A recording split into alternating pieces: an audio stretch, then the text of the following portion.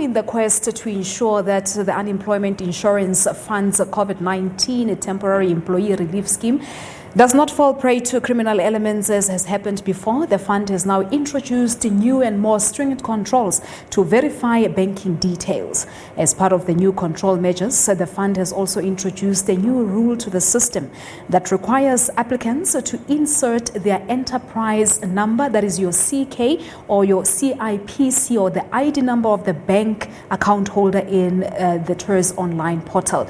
This is to further verify banking details against the authorized claimant. To talk to us more about this now, we joined via Skype by the Commissioner responsible for UIF, Teboho Maruping. Mr. Maruping, good afternoon to you. Thank you so much for joining us here on SA Today.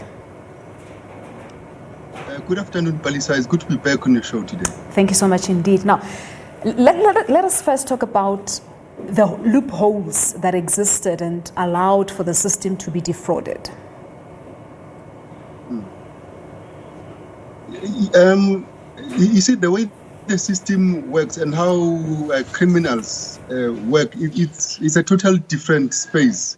Criminals are always a step or two ahead of us. For example, the cases that we've had that are in the media right now, it's an internal process where the employee applied, and when the employer applied again, they didn't change the account details. And there was a shift between the details from the employee to the employer and the employee. And that's why we've introduced this new control that we want to verify the account holder with the bank.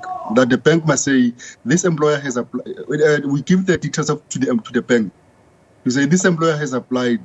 Can you confirm to us if this employer that has applied is the actual account holder of this account?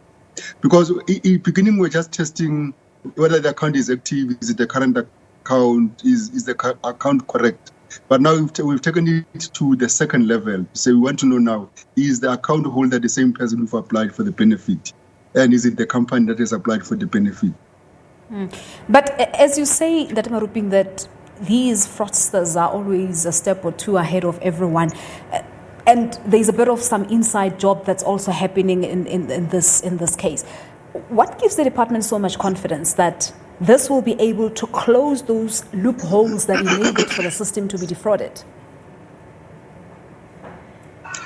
I think, Palisa, we cannot throw our hands in the air and say, hey, we are not going to try anymore. This is just beyond control.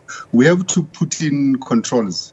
But what gives us confidence, Palisa, is that we've engaged the banks. And the banks, they've given us some insight on some of the key controls that we can introduce. We've also engaged the fraud investigation unit that we have. And we've asked them to look at our cases that we've paid.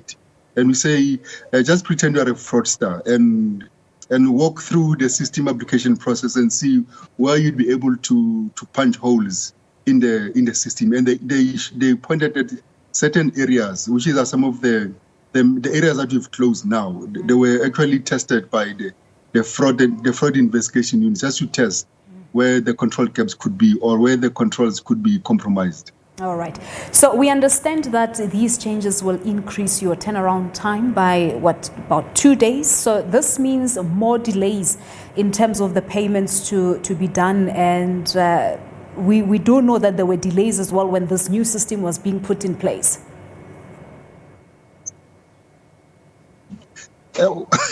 Sorry. What this verification means is, in the beginning, like last week, just over the weekend, Saturday and Sunday, we send all the accounts to the bank to verify. And the good thing is we verify once. Once you verify your account, we expect you not to change your account because you're still the same company. So we're only expecting the delay in the first verification, which happened over the weekend. And that's why we were able yesterday to pay 1.3 billion rands payment straight with confidence. And today we're having a meeting with our bank provider just to look at if there's anything else that we need to do when we give them a file to do bank verification. And tonight we are going to run another file of bank verification And once this bank verification is done, we don't have to do it every time we do payment. Once we've done it once, we verify it. Unless if we change your banking account, which we don't expect to change. We do it once and then the payments moving forward. It's all system go. We don't have to be doing the verification again. All right, time constraints, we have to leave it at that, but thank you so much for coming through.